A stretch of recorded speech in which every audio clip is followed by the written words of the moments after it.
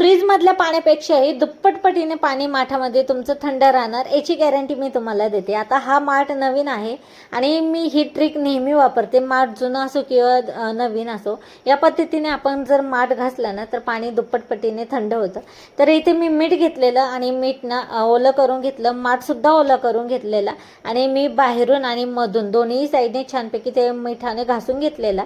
आणि पण त्याआधी मी नवीन माठ आणल्यावर एक रात्र एक दिवस पूर्ण त्याला भरून भरगच्च भरून ठेवलेला होता। काठोकाठ पाणी म्हणजे संपलं तरी त्यातलं मी परत भरून ठेवत होते। अशा पद्धतीने मी एक रात्र एक दिवस भरून ठेवलेला आणि मिठाने घासून घेतलेला। आणि तुम्ही बघितलंच किती घाण पाणी निघालं होतं।